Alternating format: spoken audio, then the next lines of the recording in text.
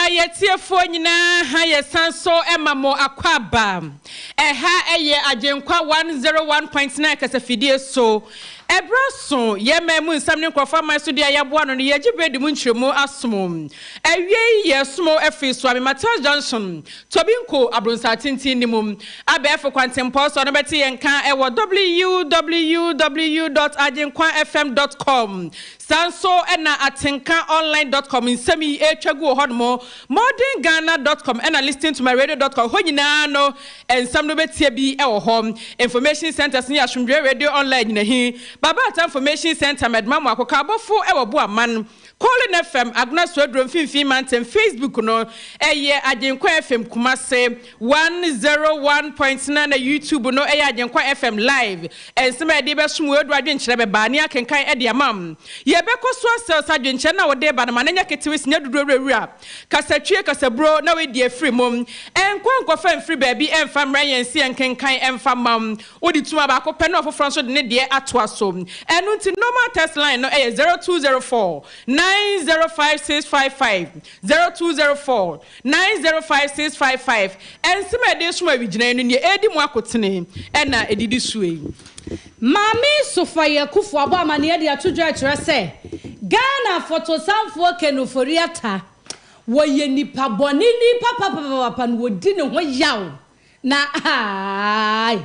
ma obeti yemunzi yo na sansu na owura Mutala Muhammad wo ye Tamale Central mashebadwani wakasa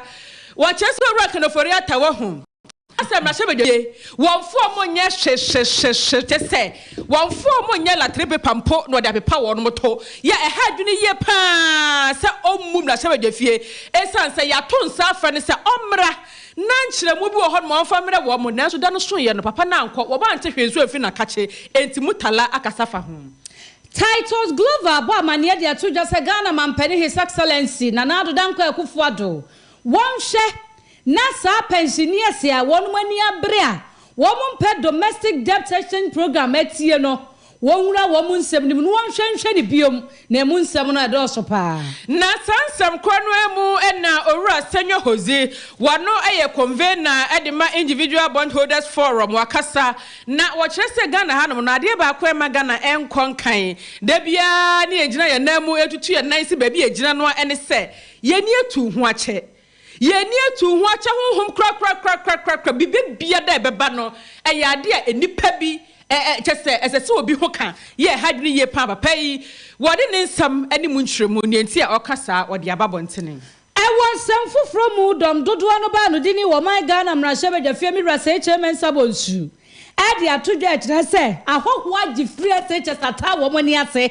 ama ebo Ghana ka emu nsam ne ntotoye bi aban na ye ni na ahoho abo awura mu ase no ono so abechirem na yeda so aginamo ewo nwomahwema na Ghana National Association of Teachers NAT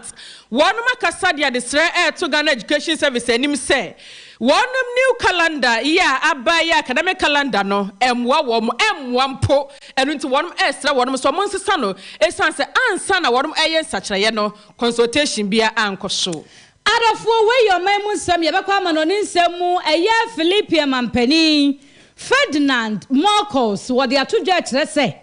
China eye wonuma na musiri ba ko hunu so mu ade buo mu ade nyina ne se wasama no amanhyiamudie bi ko so enra na nsam omuka no nhye da nwie peyo asam ne tintin nyina eye suhyen ensem bi omo kere se wo mo ne China hia so na ade ni twintwa wo mo na mu wo mo hunu na ni so yie enti soboa ne nsem a wo mo ka no ye beje brane no so ensemi enkwa wieye na ya kyerkyerem ebusafo nsem bi ka we no ho na ye gibe na wie ye di mu nkyeremo asom wo enyumeku a wonum SS na wie kasie ba bia wo bia na ye de ato awo eye Alhaji Sidi Bebre pemu no wonum akira kwa de betudwa Alhaji Sidi Be si woni ho hafa bedan no sanso na Swift Go aba amakoni abedie ayemre enyumeku bi si yenka ncho se open marketing executives into tiemi a na don krata sam aba beja Isaac Paint Enterprise wo ye paint mu akuku dam Lufa tablet na suspension eye malaria edro Dr. Frempom Man Society mo fra heba clinic we bi na promote ho no nyina fabra na won so ano emfa emam new engineer west master joe was so air conditioning mi mo yie fridge net mi mo adwuma yie conduit na mo asisie no besiesie ne kama e de amount na na fofo no glose spiritual and herbal center na na sesunsum nsam nyina fabeda no na won so ano emfa emao sanso na Cambridge Senior High School was say yes you can obeboa ma ngomesua twimi akonkan enu ti bomodia so obeko school yakache na kwatwa obofra ni dim Skin City Laboratorium beboa now still no atoso trom na hanahare dia sadi ehonkoa na nsabeka bie Emsa Construction Limited waboa amakwantu anampo no adansie ayemmerenti ba bia wo bia no pese osi dan a na de hunsam nyina akwakodan won abi National Service and Loans beboa na osikasam totwe atwimi akonkan Amagashi Spiritual and Herbal Clinic Dr. Sam Amagashi ani huna magahoho enti wo ha bia da etiti sunsum ne hunamani no na wo de ababeda no Entrance University College of Health and Science admission no AFIA se akofo ankrata ne kosua de na aboyie ma wo so akwaje ntete ewo enufremo enyumakuei afoforo bi ka ho na wiei wonom ehso yen asene asomfo yeje bre na kase nkyeremo ye de asomwo eye me nana amaboachoa miniminuaba the finance minister AFIA AKYEA BRODUA AKYEA Medibewo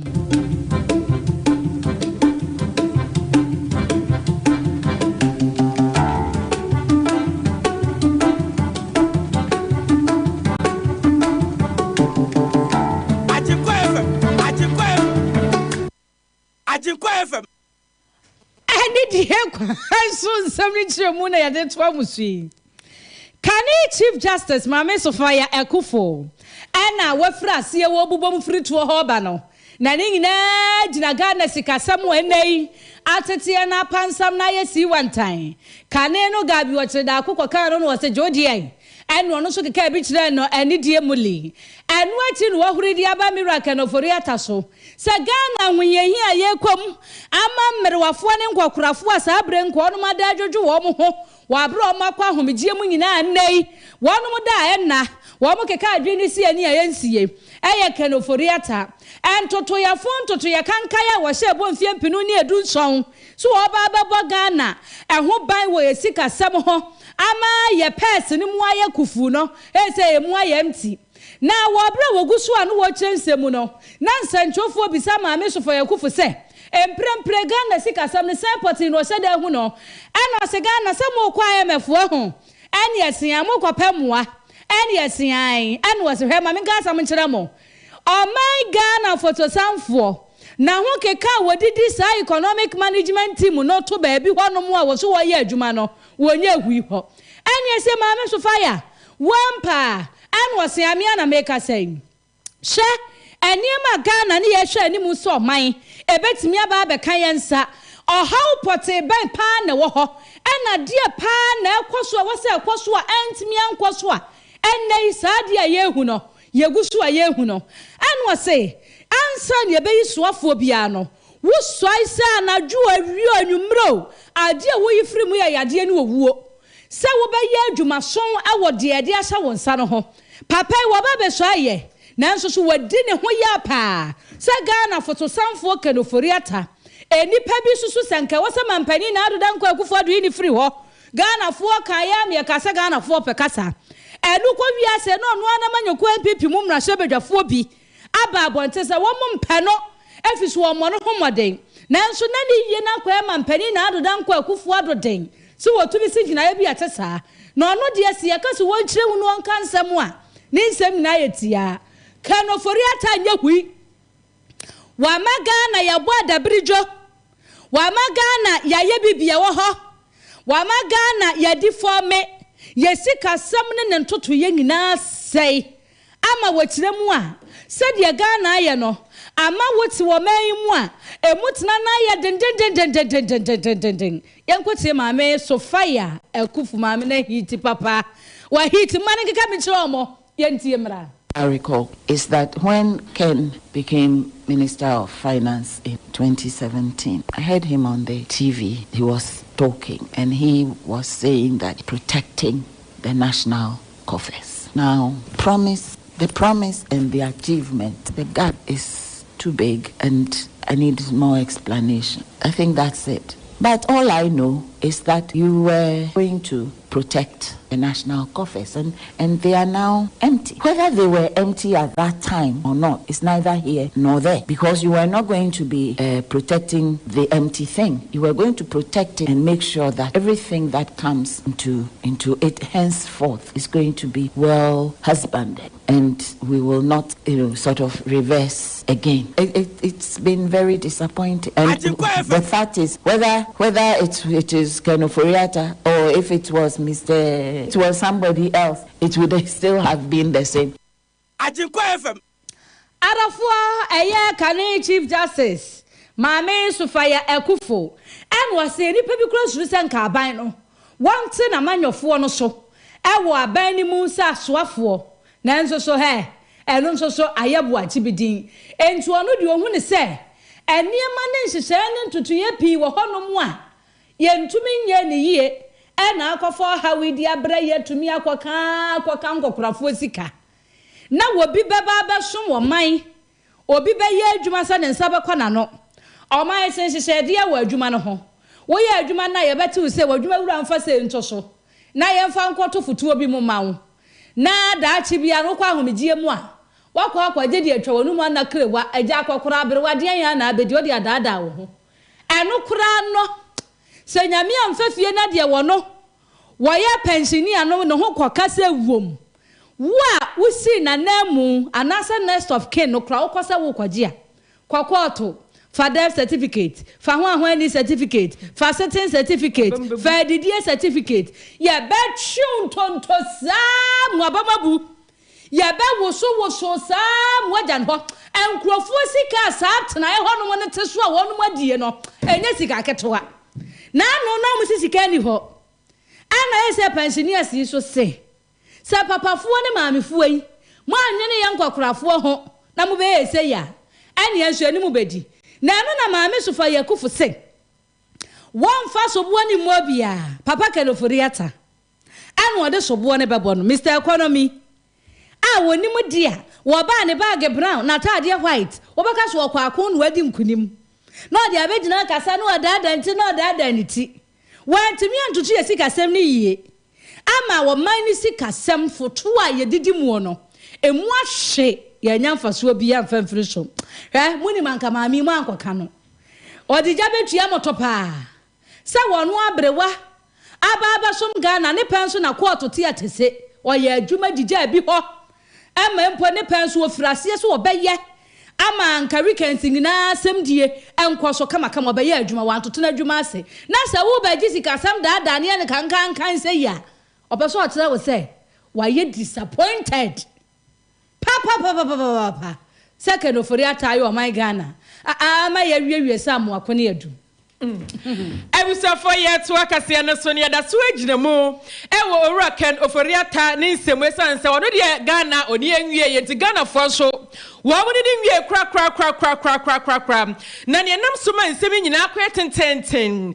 domestic debt exchange program DDEP a ebeto mu wo dom chese no na ban na ja wo de to ne ho adanda ne kania sabe ebetimi aboa yie na emwo ye kwa akọ free international monetary fund no wo dom hunu so anya kra ne yenso ye abu ahomodenti basade a chese emwo ne yensa beka ne tentem so enti me kasa eno a na sese mpanifo hwehwe so esa so obuto bani hwe benkum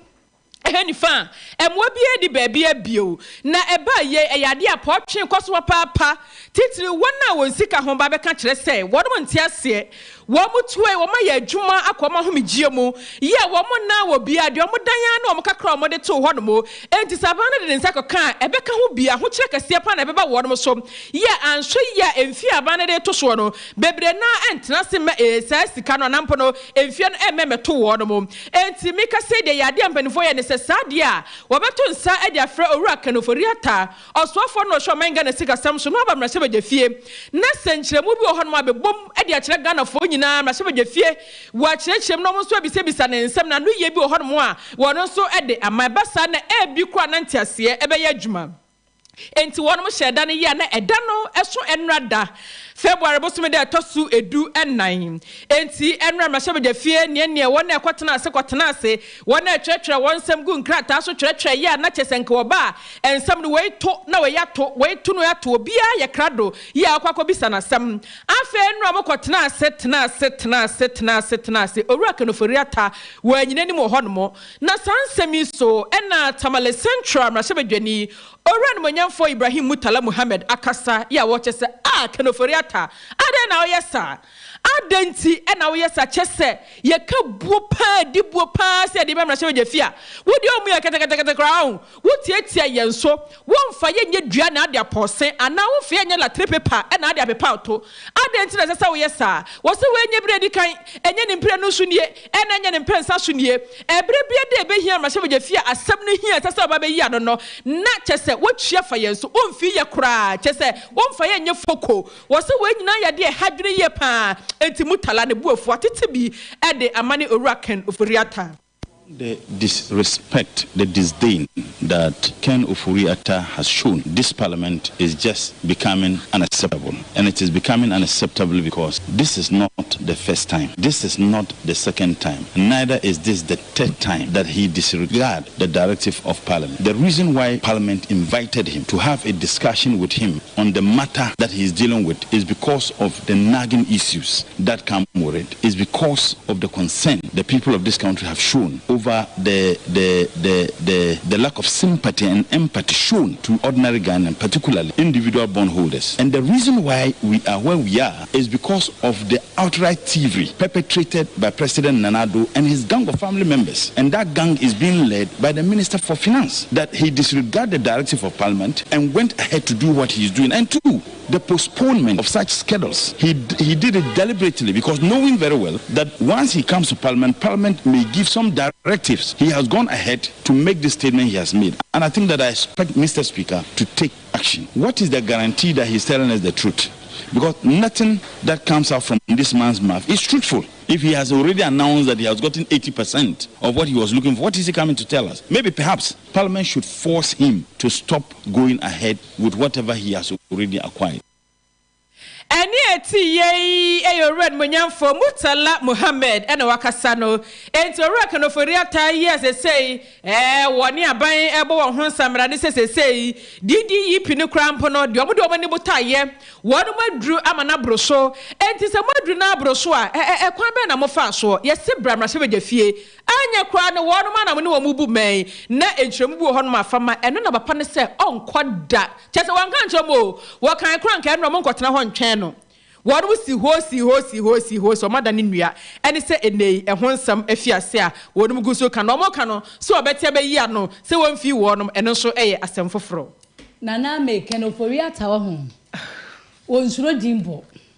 se no na koma no meminim se wa prim no enipa bia ya no nsuro dimbo be be so otimi fa na adwuma me mampani na adanka Akufo-Addo wanya na ade nso wo yi no nti de wo be ka na nya na sem nanka obuo ne ntotoye ne nhyehyɛ dibu wo man wo hɔ a Emra Shebe fie bra ne be cheche nsemu. I was so my papa almost so mwanika. E say anopo mu ko mu dwan no so ngo face ka no Ofori-Atta. Na me ka bi akwahye aka ne ti. Me say krofo twetwe mo apo mo dwudwudwi. Hey ye kubisa ne we. What they saw the to ano no. So mo de kwatena ho ano no. Wonu wo de mo ye den. Wa ho. Wanko. Efiri suru wanyi na ebu oni ho. Wanko. Enti se besi fam a. Wo ga de ne besi. Obi gina baabi no wo to ayambia ne se wo bia. Mo nti ase. Papa yesi ko chirechire. Si ni gas so mu no mo do samu a mo nti ase. Enkwala so hwe afiri baabi. Yes. Yes, bra parliament. We are finance minister. But sika se mu nchenyusu bi e koso e wo domestic debt exchange program ho. Na no me kaisa bamba ben kra na de na no tumu na ni bre be mu o wansi ho wo so a wa ma notice bia sa de kudie se nti a mansi wo se na se se eno na yi omo ya kesi no obu ani soro ho eno na yi omo ya no cause nka wuntimi ma no ka wo de tonkra se bia wo de twa won to wafa na adwuma we nti kana Ofori-Atta de wodi ama 2024 about monti asa mkwashepo se musu afiri ho na bia oni ntre what you say ntreke bi kwaso baabi eti mo forget ya to aso forget it ya da so agina sa domestic debt exchange program a friend Ken Ofori-Atta ofiosa nkanra wamra me yin semfo bia no ma akoma nto ya ma wansi hweyi ese wonu agu so de ne president toto ye eda wo pen wo besi ho na Tama East kanem na shebedani asesi akro ne di ade Titus Glover odi abetu dwase wo besre aban no ni titu ye mampani na adodanko akufu ado yese pani ntina fie masafo amfo entu wasre no pani a wo hwe mofra mo we na nka ye kana nkarefo e kana ka ho amra bonten no wonfa ne ho magye niema bi a ekoso efa ye maame ne ye papa no pensioni asisi kasa ne ntoto ya enne nam so ama me ka se wo mo kire se pensioni asi akopekete wo makwa adem wo makwa bodompem awo finance ministry na tena ye maame fu ifrase na anu ada wo mo se enkosi se wo mo benya wo mo nsam na no nuabubre ne ayi wo mo free sa domestic debt action program ni mu no wo mo nso hoda and wo kire mu de ne maame wo mfie aduoso nkono eye susudua ne nana se nko te ase a wo no susu mfie anko wanya eye susudua and wo say some penifo no ni wo mu di a eye ahweye pa woje na wei wanhwe ye no bie na no odome wo a wonkwa na nyina no me beda wo so enti nka aban ne nhwe na saade no wonhwe ni bie mo yam na se bedwani wonim de wo ka no wonim de wo hu no wonim de wate na nko momamani na omu saade na nyanhye eye wo a wo pe na ade beyo na nso so maamefo no so wo ntene ma ase an wode maame so fa ya ekufudie yi eye susudua sa na no piketi wode ne ho kwakwaji mu na ekwawi ase eye mpanifo mi wo sa maame de ne ho akwaji mu no wonya nipa wo ba som Ghana ntie na yiboni a onkasa ho wono aye apami yakukuwe anya no akwatwa dankati enti ewia so obi pe no de ya na agye oduru bra bi otumi ka se na mpasa mete hei hwemtri ni kala a medisi ha eyo ope anya de obi pe na wasa memeye enti muntimi mfa maame no asam a woka ye no kwotwe no sutonto ana ye na we na mo twene ha na we na we ka ye na o se mampani na adada nkwa ekufu ado hwe ne biom na ade na ekoso no eni eden yentie Titus Glover. The old men and women that have been picketing at Minister of Finance, and the fact that prominent face, i.e. the former Chief Justice and few other people have all joined in solidarity to the action that they are taking. I am a bit sad, uncomfortable when I'm running commentary on some of these things, because my mother coming Sunday should be 79 years. If my late father is alive today, he'll be 85. So clearly when you talk about issues about the pensioners, it makes you to be a bit careful. I'm saying this because when you look at the numbers of this individual pension bond holders, it's quite few. And the issues that they are raising, for me, is quite legit. But we all know that these bond holders, it's a voluntary thing. You can decide not to apply. As at Friday last week on the 10th, we are told by the Minister of Finance that they're doing. But the significance of the former Chief Justice makes the whole people to looking at a situation. She can decide that, look, for where I am, what I've been through in society, I can decide to be on my own. Adafua Titus Glover and yet so wakasa Tama East Emrashebedani NPP amanyokoni dimu no gina nanso so de ekwaso na ya twamenebo and wotremu achese aban mampani na adodanko akufuado fa wo hu jim ewo mu se won mu ye de ombetimi obi atere na adwen nanso de ade ne keka kwa ne de niam ne keka kwa ye maye nananom no asa ye bibi o ha wanhwe ne biom ade asem ebeba yo ebusrafo ye da so eginemo wo sa bondo nsensem ya ye nim ba bia ekwa akoto na convener edema individual bondholders forum eye owura senyo hozi na odinsem bi atodwa watch let's say Ghana had no say Ghana betimi atumpon Ghana betimi afanantema pa efra Ghana say betimi akonkan se ne ye hwehwe no ye swade ane ye kan krofo aman ena man we say de akonkan yo o man we de odi yo ni nyina no ade ba ko beboa pa ne se Ghana enya tu ho ache etu ho ache honhom enye pesemi nkuminya ye mfa no nchekere man ebasa de bia be ka achi na emom se enya tu ho ache na se konkodin a Ghana ba bia pese ekono ye betimi akoduro ne nsema woka nyina no agya sa domestic debt action program ene ho ntotua ne ho nsensem ya ekoso efiti bre ba ye apotwe ekoso ekuhudu a won ma sode wona ete ho mpentenkwa ene wo chese we se nyina no eyade a ehadwene ye pam na wo se eno aka ho bi ama sesei empo ekwan aba no pese ofaso na eka no ntotua ototo no sesei amane ma bia bibia ho no mo ye wo se ni nyina no se wo hwemu a ase enipa bi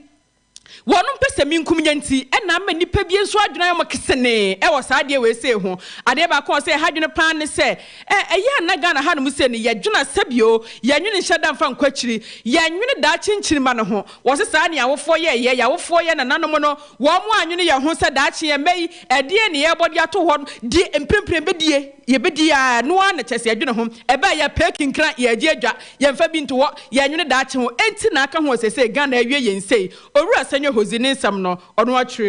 Then our fathers, when this crisis came, they will actually have a lot more access, network, a lot more access to experience, who could have brought it to help deal with this natural catastrophe. Also saw them rather say that they were in to just take care of their own self. We are pensioners. We are the only people you should take care of at this point, since you are doing this. And that was what happened. Who is really thinking about the generation after? Our parents forgot about us and was thinking, they forgot about their children and were thinking about themselves. Our governments forgot about the people who put them there and were just thinking about their own personal comfort. It's the same thing that happens every time. Like you were saying offline with some of them. They said the only because the thing hits them. Ghana hits all of us every day. That's what we all forget. When you buy hacks, and there's a tax in there, you are investing in making this country better for the children that come after you. So you don't get interested in the space of policy. You don't get interested in how governance is run. And you're just thinking of the fact that you can buy your own fuel and not think about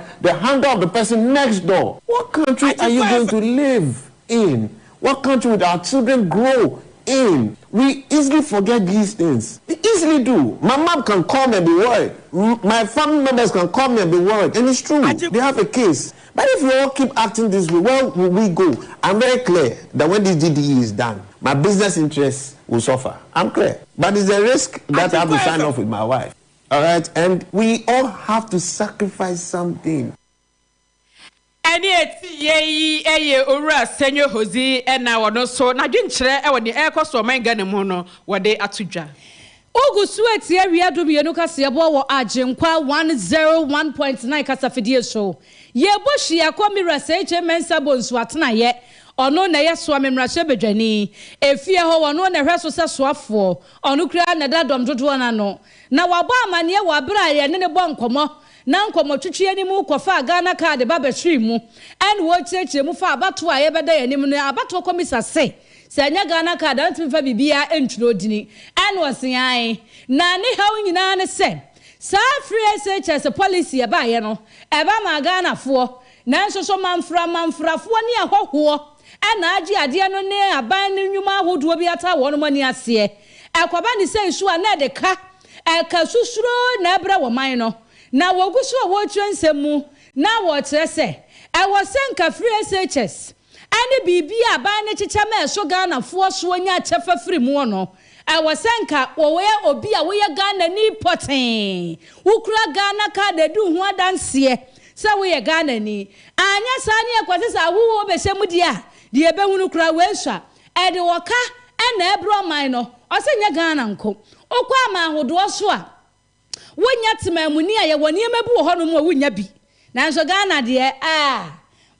Father Christmas oman ye de bibia ye Kristo manti ya pasi ya na abro so na de hawa breye ye nko na ye ntie mi rasa eche men sabonsu position issue when giving the second some behavior registration are more than no but on the second na card not also a show you can create any big balance to the so what you do what we can do what you feel what you the open yama at me then I mean not you have to get to or do maybe again and see that sense you say again the commission will say I mean like subject to if the challenge is the truth they can in army is that guarantee to could be normal Arafo mira seche men sabonsu ana yekoye ekwatie no fa eye policy ahodo a aban no de aba nanso so temamufuo yen hyeda nyamugidie nya chafa kese sa ahoho ena edidi peche no wo se ebo man ne ka enwunu wo man ne kofes Yeda su ejinamo ewo enwumehwiemo na Ghana National Association of Teachers uchanitia eye nat One more the air to Ghana Education Service and in Michelle share addition any other chair so extra one say. One academic calendar for your Modia Bano, and I knew ya Modiba and one must see a more crack into Baya, one and share and Sano. Now, local secretary Emma Kotobaby District, Ora Gideon Papo, and AFIA chairman Emma Accra Metro West Association, no, Ora William Ita, one of me the couple more friends and traffic Shemudi and Mukasaye. No much as I did back where I had when they said consultation beyond Kosho and Sana changes no, and Benifo Air, Mote Yan say, ya de abre wonum na wose agya odwumani bia ye adwuma ogina home nanso wose kala na foforo ye ba ye die enefu a akyerkyerefo no betimi de agye wo ma home no enefu makomako enkono pe ye hadwene ye pen basa na kyerkyere ne nkyirade a asa ebre enti ontimi nkyirade no emma de sese additionfo nya firimu no wo mu enya ne sa Owura William Yita yentie no. Coming out with new things is not a bad idea, but the way we go about them may be bad. Because this calendar, if you look at it, is going to squeeze the children and the teachers and overstretch them within the period that is going to be implemented. And we see that as unfortunate. If you are coming out with a calendar that is going to last for a longer time and you want it to have an impact, and even the very reopening day, the very first reopening day happens to be on a weekend, then you tend to wonder how much thought and energy has gone into it before we are finding ourselves in such a situation where a reopening date has been scheduled to fall on a weekend. This is not the first. Semester system was going to be rolled out somewhere around last year. A similar thing happened. When they brought out that calendar, the reopening date, I don't know if we are switching to the opening on weekends, then we need to be informed because it's not the normal norm that we know. Any Owura William Ita and Wakasana say Abai and Ghana Education Service say calendar number the abane the emwa say additional for no yama kwine and one day and Kwadebe one who coffee akomo obesie ye kodio obakona say oh yama kwine the form akoma konkono abru so ye du odum say emwa na enwa chi no na Owura Gideon papo nsudi bi eto aso wo kire say vacation ye ka ho asem ya se bia nipa bi enti ase no hwe sa de we se be hadwene pam esan se cheche ni papa bia no wo hye datena se ebra ye makwan no na additional for no so hwe mo twere ye ene wono modem bo wo kari wo mo ahwe se additional ni we say ni mra ye wo ha anase ni modem bo no ehefa na wo na ba bi obomode no ya pia no ba bi e bi otosin no na wa hwe no atoto no manyina yi assessment we say nyina no wono mo chi bre e na de tena se enti bia na teacher no nkwada wo for one more class be 60 e ko 70 now man na form akoma konkron se onfa nkoma kwan na se onfa nkwaje na home a ede no betimi aye enya de beboa na obi sample se awofo na wodom so ama kwan ba fie no awofo betie se na form akoma konkron pe ya se bia school nkwada ne nko bia na ya ban school esan international school ya akwa go school fees ye enti se yes ya makwa na the holiday na me time krobo di say 9 days o mo san ko school wodom se we de mpanimfo nko no mo san bra bia esan se kane ne kura na 25 days ne kura no na wodom se eswade na so no na eye nanso say atia ba na fuan krono no de emwa wo no opani ni nsem okan no yentie. What goes on in vacation? Every good teacher sits down and does evaluation and analyzes each student. So at the end of the first term, I have to look at each student, their challenges, their positives, and know how to plan myself for the next step. Now I have 9 days to do that. You have a class of about 60, 70. You have 9 days to do that. You also have to rest and you have to spend time with the family. Is 9 days enough? Are parents ready to take their kids back to school after 9 days to provide stationery, other resources? And we are in wonderful times now, which they keep telling us. I believe the GS should have consulted more on this new academic calendar, and we would like them to come again on this. The previous calendar, we were doing 25 days as rest, which is even less than a month. But if you look at what goes on during vacation, 25 days would have been okay, because, like I said, you go per student. Per the new curriculum, you analyze the students or the learners individually, and now we are doing inclusive education. So whether it's a developing student or approaching proficiency, such a student must be a case study for the teacher to accommodate him and bring the best out of such a child. Eni eti yenso eye owura papoe wono ena se ukọ enkramantamu a waye chairman Emma Accra Metro West Bensino Association ena ensam hodo ye ekoso efa Ghana Education Service calendar for from diaba no wonum ache won adwen ewo ho chese enya de a ebebo akra de hyema ye gina we so ye twe ho ne atonkra ba eba de mbokọ amonone ensem. He wants. What's the wedding is? Oh, you butu ankasa. Messi, Lufat na wajima where you? Hey, malaria drew Lufat. To my wedding where your hospital. Sister, where I imagine there. Few hours to my wedding. No Monsieur Semu whom I yeshepe. Linketa was a mikuni. My husband is sick. Hey, Jemo Tornado. No, but no yen. What's the water tested positive for malaria? No, no, one for ambulance no one. Up ambulance. It's not a bicycle. No, nothing from Kakabo. No, kick. Many wedding gonna me make up Nina. Sometimes nearest pharmacy. So one meji Lufat. Entrance pharmaceuticals for one malaria druna. Inyo. No ye na wanter. Mukuno china nenadi. A brantepa. No kuniso. No pona waka that you may kiss the bride. If you want to show day. No donna. Man on your donor. Indeed, woman malaria and want to them. Lufat. Malaria drop test for malaria before treatment. FDA ahwehwesa egedie nkratoi ajatum se eye. Anokwa maji Hamedi. Me pa chinyejefo na namaji Hamedi sa no. Doctor Amagashi na me kamfo de amount. Ya de eya etunya de ote Hamaka sa no de Hamaka ye adwuma. Enu ne betu ya de na se. Me nue nkwachinchin mrawate na bomochichi afiri nso ase beka cho se odenchama wu a yanyi na tinye maso hwe hunaji atum se. Doctor Amagashi wote Hamaka sa. Eye stroke nyedwe ya de na fo miensa pe odi betu ase. Asthma enu so simanum no otu ase. Eyam kro ulcer wode na fo miensa Chinyente ne kuma bonso nkronso ye hwia doctor say ne ntontia waje Hamedi or the trokunkum bible munsam kronkronkron ene beto spiritual marriage na se honhom munsam a etena wo so obi ne wo beda yato waduro ade bi ye fa honhom mu no kwahwehwe doctor Magashi ya kira kwan no besa dia maun sanom na anu ya mani krotweri se me hwene santamu medie bi ho adanse drugs ene nipa na to mu ntentan oja ya enyai fa wani kira doctor Magashi ho na kwakwape yaresa efa manom gold ho Sam good whom teacher ya na sopa and fan kwachinchin baby am yan fa so kwana no wachinchina fa wo hawning na koda Dr. Magashi hen ye ba na mema ye bom krokro said ya glad ejujai eno so fa kwai no behwe no asan yade kidney yade eno so doctor betu ase amagani Magashi a ene ehu amaga hoho fa wani kire macro kani police house on hwe ni mu pe ya ye adwuma di frijuwa da edi kosi memeneda ya sha ase anopa no nwotwe a ye po anwumre no nsia frayen was 0547 044307 and 0544580936 Dr. Amagasiana wama me ho adwiri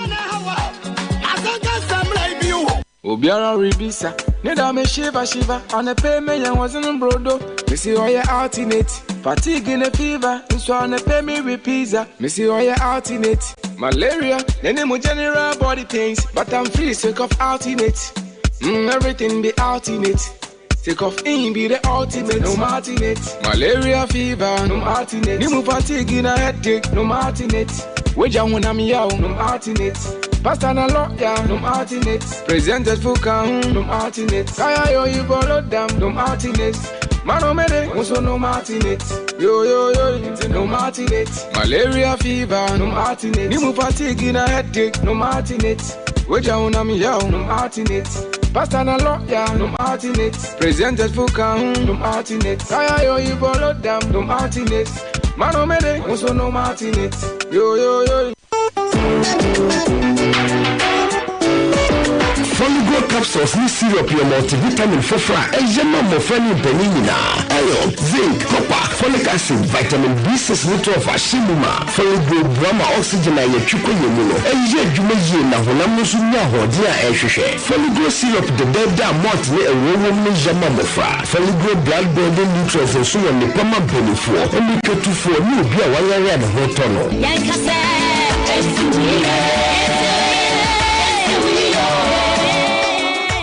FD ahwehwe surgery nkra tu mu aja tum say ye Adofo yamamwakwa ba de mobile jinkwa 101.9 kasafidie so bio na ye de mokwa ma no ne nsem mutew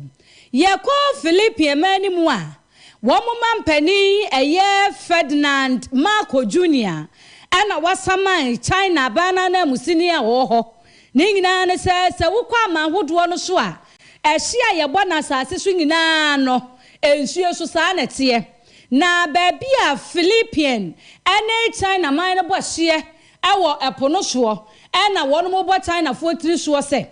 wonam saa kwan no so mabambofo e wonsuo no so wo China famu no wo mo de ship bi ne nam yahudo bi a enza so wo mo de nam na wo mo hu ne se wo mo de aye ntwintwan na mu ewo wo mo mani mu etimi ka say China ba na mu senior wo Philippine eye Haunzilian na won mu kire mu a enrada won mu ne ekọ nhyiamudie na sobo a wo bo nyina ne se China no wa ne ho man bi a ohonom a no afakwa bi so no abatetewo ewo ho no afakwa bi so no atetewo kakra akoso ama eye busum ne da na etoso nsia ni mu na saade ni frase enti wo mo peso mo hu na de kodi apote a wo mo pe no honom ntia won mo koba saa na yese yenya ha ebe ha wo mo ne se atwintwa wo mo na mu keke a wo no ahye no so na mo afarefo a eyi nam ansoso na koba ne saa na ya mo won ho akoka adwam eno no no hwese nkoba ne saa enti obi adi ni lemu na obi ebo ne hye so ban dia adenti na wasa China fo edidia de ba Philippine fo fam na wo mo be ntwintwa na mu e wo honom e de ma wo mo wadan sempi na di wo bra wo kwa asetena nrada na wo kososo yadwen ehwe se aban na musini de ma China wo mo ne bekasa na o maka che no so ba so obaye adwuma hyane man na ni monyam wo hwe na saafo no bambofo na nenam suo no so a wo no mayo wo mo hu ntwintwa na mu honhom no wo mo mfiri honom anya sa ebe ma wo mo suti mu pone adwendwiri bi a wo no mo dwene sade ekeka ko na ebetumi di aba no ebetumi aye no mo ntena ho ansa ana wo mo betu anamo eno na ama na mo to prempre aba sodofo enwuma kuo bi ada ama na so yemu se awigina ye metena se na yensi nkonwa gebre na yensom walaji siribe wase wodi ani glaucoma na cataract na trachoma aya kwantwe mu dadwene huhu mu hawo aya yade aya nyinsen aya wade ni nyina alaji oye ho adwuma Kwafi so na monzongo ye be masalachi fre 0240 994662 and 0266 66 alaji number we di obo na me kan for sweet go e de amount warma ba makwani abedie ayembre enu ntimi sro bo modern na download the app no na emwa wiye pa sabe ya ba bia na bia da woni ka ho ni haw bia enu ane se wo boso na chese worom atwa ba bia be se okobia no ye do be chinchina tokro bia dam twodo bia da bia do be wura ye chese discount wo mu enu nti every 40% ko 100% discount e de 100 ne de na chese what wo di kra ye woni haw bia betwio batena mu a undua ka prekora wote akire no adwodwo ho ne ade wokɔ ne ade eba obi kaka ni mu a ebesan so ade abrewa kyese wotene mu a eye ahotoso openkyeremu bia na wafrɛ 0302 905777 ana WhatsApp number no eye 0501 647600. New engineering works Master Joe Sano air condition conduit and pipe laying refrigerators and washing machines new engineering works and I make for the amawo who pese utobi and answer the water na wupo bi na ye ho adwuma yeji odama yadwuma ye force wani mu te se Kwabre Pocket County Hospital Kumasi Girls Senior High School hwe ni mu pe for 0501 809085 and 0246 480617. Na ko bi edimo insurance company si ankancho se wonum airpay marketing executives enti ba bia wo bia wutie me Mr. Fan krata sambeja na wonso adwuma bre nie akatua ne yemu adeyie papa enu ti se wa wie senior high school utifie wo pa adwuma ye enhye demo na enna ensode wan so yi asem si fia wo ne de be hye wo bibia ye ne fia be kakra do na ahwafo nipa wo ti suku mu ninti no se ye didi kra ye didi jawo esan se ya ne to de adwene ye se wo kwa adwuma na mpunu ko school Mr. Pejuma eye so we senior high school na se tertiary biara no fankrata asem nyina beja eye CV nko na ade ba beja e wa AGYENKWA FMFie ha no mo upe enchiremu bia na wa frɛ 0546 633426 and 0244 378896 AGYENKWA FM ye chira kwan ye wo so ame Material Junction. Entrance University College of Health.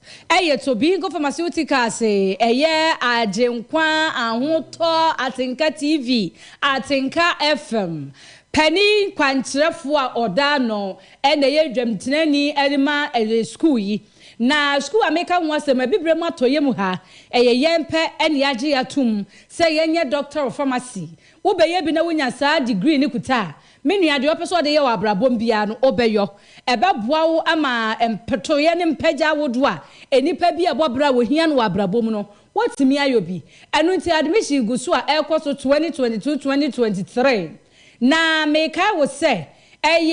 Kumase Kwame Nkrumah Suaponi mu. Ene ne yaka abomu a yede saa abodini ema wo. For 0509 086651 0509 086631 yabajoso na Cambridge Senior High School mekanfo ede amawo owofo ene wohwefo se admission no afiase enu ti kwana kwatwa abofra ni din no ono so nkosua de ho no programs ahodo nyina no mo kire wo school ni mo admission wo ho ema SHS1 kosi 3 for one year vacation classes one more day any boarding sanso so ena one more wase examination center abofra ni tena ho sua de a ho an wo tena kire so hebasa yem hihie bia enimo enu ti ba bia wo bia da yes say ye hunu da adisuafo ye kostu so mo nkwadwa da school ne ema ye Mr. Kwa Cambridge Senior High School ne ko twani di enya afa na wo betem penten kwa fa ha na wo ebiwiase ko twetwe ska bebre ko twani di a bibia bejo e de ama frɛ 0599267277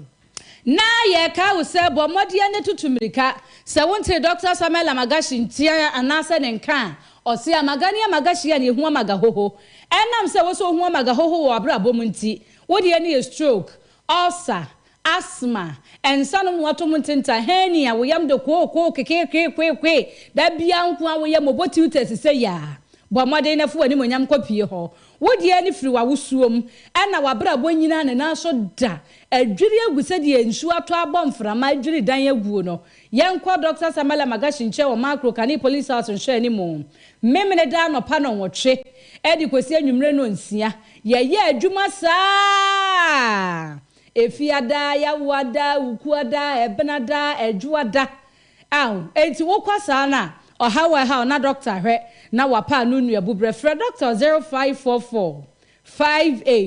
580936 and 0547 044307 yabajoso Isaac Paint Enterprise asire ho honko na benya paint mu akuku da paint papa paint mu asort ya ne bo no efo enu nti wo sebra na beji paint papa fa ko twu dan ho ye motion paint ho no oil paint DTM semi gloss satin air flat eni ahodo bebre no anti wasifie na wie se wo ye ankrankra mu ye nwumakuo ensore fekuo mu pe paint e de atwifie no ho ma fie ne fe adadi wo da mu ho no a wadwene sa atuo bom sakatu no ejina paint no na ho twia na efrofro edan no asie ahono no furniture mo Isaac Paint no mo paint papa no fentwiase na bibia enye kama emfa emao Isaac Paint e tira kwan owokro from tips dan na abehunum de chamso controller house one ka fam ene boso Fred Doctor e 0243 975756 Abi National Service Alone si akokra ye sika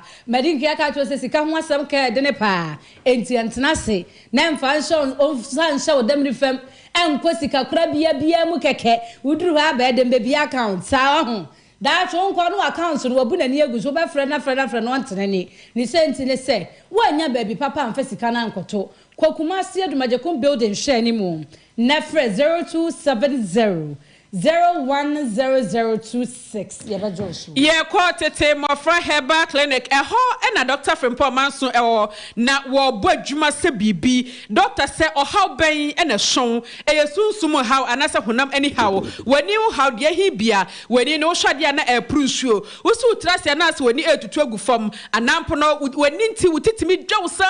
se ne wani ne ye obia da wo se etena asiso eye de fabra no nsiesie wani ne emfa maw wani so beti se nwan esanse anie no nipadua no kanea ebia na pressure ya de bi na aba so mojam no so asikyire ya de ni nyina no ano aduro ewo Dr. Frimpong Manso ahweye afei efa enamu nsan ya de ahodo ni bi wakoti bi se enra enkrofo ehuri dwamu yi ebia no akwakwoti bi wa mo ho ban sanse enra no man hyada mo ho ban mesro kona Dr. Emwa won so so amema sam enhyada enkonkan NCP ensita no obeginam edi wasam edi amam wa ayebukro hawo aduane to yema abuei ekomde wo abuei eno so Dr. Beso ano na afa wo se sunsumu asam dia back to sender honom ahaban ya chese tumi wo mu pa ye ma bi de odi dwade de wo da so de wo de eso ata ni nyina da honom ya chese sunsum bia ni honom asasi so betimi ni wadi asie Mr. Fred Dr. Frimpong Manso 0240 833297 na chira kwan owota no so apatapapa kukrom woni eja mensa bonsom ho na eboso Dr. Frimpong Manso o se edrowura no nie ase edrowura no ankasa nie enti Mr. hwe na chira kwan na mwabie da wuhia efa ayadesemu no wonfa endomo yede mwadwinchire no na eto aso ye free Facebook no so ne normal test line no so na eba we a fantastic Wilberforce or the free servi asanwe ne so also o ka kire Ghana fo se munya gidie mampedira da John Dramani Mahama mu ofie pinu ne aduonu na yabato ebeto no na wo beboa papa etumi amane ma akokọ okoso eniema nyina begina so pa sa ba we ye dwe wo nya atwom asane ma abusua nchemfa asane ma na enwuma wo ye nyina da de pefe se wa mebu man na magana fo na emom obebu ye edema wo no ankasa ne na abusuafo wa hwe finance minister obi anke ye de wato ade anu a wo ye ade ne se be wani mu bete one day was say no leader oda economic management team ano pa no magana wie samuako ene ade na teacher constitution edini de afiwie mo ase na abre na wie ena osinti Ghana fo mo timi nya botra kakra ma Ghana mampani na adodan kwakufu ado ne MPP aban adai ena ase ye pre ye ho sa ye pre kwahede ne ye kwaje ye be pre sa de ekodi chi ne ani so adwe yen wo se sa debt exchange program no eno na be boa ma Ghana adi ya adenti ne enta ba na chi na aban nya ne sa emfa ma yen na bibia ne ye pre esan ho wo se ncha sonko enkoma Dr. Sewa Donko we ama Florence kiss me the frisa hwebakwai ena wo chere se Dr. Alhaji Mahmoud Bawumia wo fa hene mo hwe ne ma no na wo kasa ni se wuchire nsem mu keke edi akire Ghana fo fa sikasem no ete se de wubu ho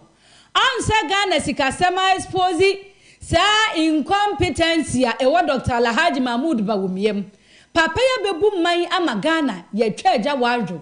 owie no semampani na adan kwa kufu ado what na wari ama Ghana sikasem akoto gotem abanya Ghana abakosem wo ba ya wa ma niema giri pansa ma o mani mutena ni pa ya aye kunum kra ntimi mo ya kwahoma se yire nom dia wo di ato okra kunum asika no ase akoyi ato aso aduane papa so no madi wutimi ni wa ban we hu nti eye samoye sa na wodi yawo Kwabna Nyame eye former chairman MPP Media Communicators asantemantam ha eno se Ghana for yemwa owura kenoforiata e wona adwuma yemu esanse edinbo no doso dodo adoso nti osre yemwa no ate wase ncha sonkonkoma Dr. Alhaji Mahmoud Bawumia na afi IGP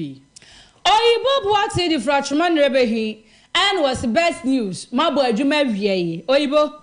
so best you why ya dear papa nyame Israel na ya amponsa ni de afriko fa himfie na osesenka wono ene owura kanoforiata o my Ghana photo samfo